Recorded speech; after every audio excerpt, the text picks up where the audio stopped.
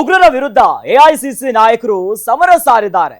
ಕೇಂದ್ರ ಏನೇ ನಿರ್ಧಾರವನ್ನ ಕೈಗೊಂಡ್ರು ಕೂಡ ಸಾಥ್ ಕೊಡ್ತೀವಿ ಅನ್ನೋದಾಗಿ ಸಂದೇಶ ಕಳಿಸಿದ್ದಾರೆ.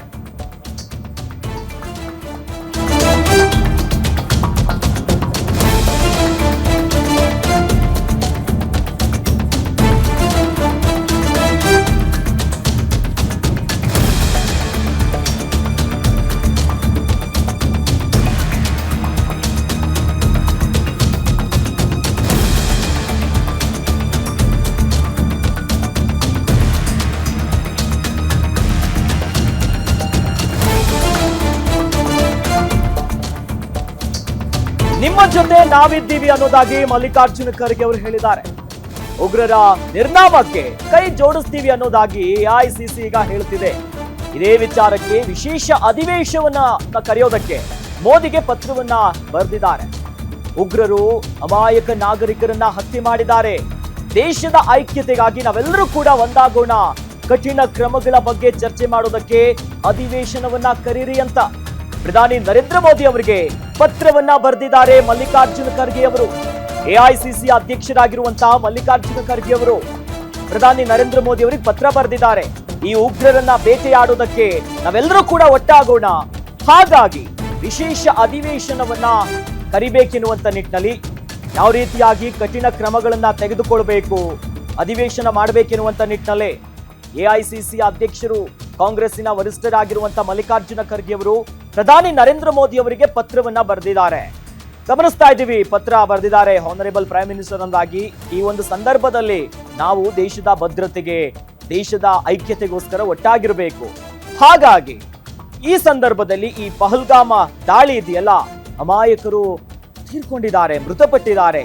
ಹಾಗಾಗಿ ಒಂದು ವಿಶೇಷ ಅಧಿವೇಶನವನ್ನ ನಾವು ಹಮ್ಮಿಕೊಳ್ಳೋಣ, ಮಾಡಬೇಕು ಅನ್ನುವಂತ ನಿಟ್ಟಿನಲ್ಲೇ ಇದೇ ವಿಚಾರಕ್ಕೆ ಕರೀರಿ ಅಂತ ಪ್ರಧಾನಿ ನರೇಂದ್ರ ಮೋದಿ ಅವರಿಗೆ ಪತ್ರವನ್ನ ಬರೆದಿದ್ದಾರೆ.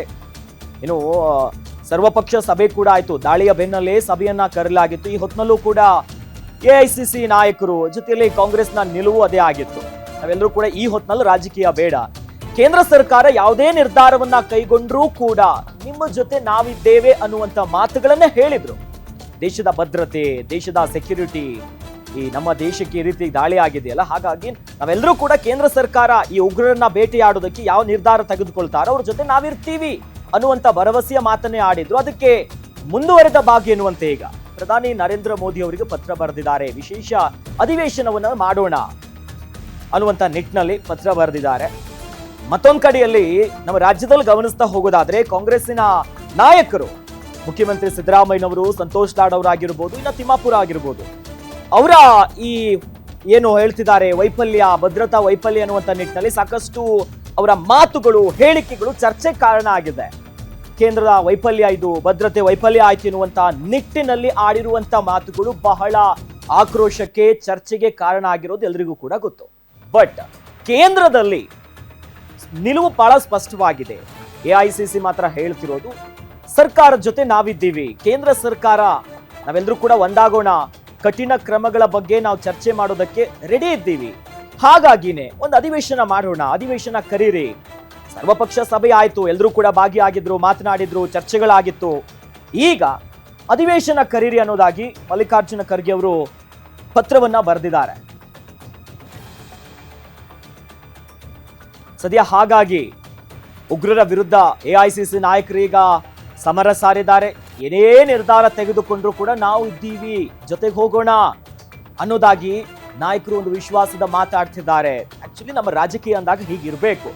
ಇಂಥ ಸಂದರ್ಭದಲ್ಲಿ ಬೇರೆ ಬೇರೆ ರಾಜಕೀಯ ಟೀಕೆ, ಟಿಪ್ಪಣಿಗಳು ಸಾಮಾನ್ಯ. ಎಸ್, ಅಪೋಸಿಷನ್ ಆದ್ಮೇಲೆ ಅದು ಮಾಡ್ಲೇಬೇಕು ಅವ್ರ ಜವಾಬ್ದಾರಿ. ಬಟ್ ದೇಶದ ಭದ್ರತೆಯ ವಿಚಾರ ಬಂದಾಗ ಈಗ ಕಾಂಗ್ರೆಸ್ಸಿನ ರಾಷ್ಟ್ರ ಮಟ್ಟದಲ್ಲಿ ಎಐಸಿಸಿ ನಾಯಕರು ನಾವು ನಿಮ್ ಜೊತೆ ಇರ್ತೀವಿ, ಒಂದು ಅಧಿವೇಶನ ಮಾಡೋಣ ಅನ್ನುವಂಥ ನಿಟ್ಟಿನಲ್ಲಿ ಪತ್ರ ಬರೆದಿದ್ದಾರೆ.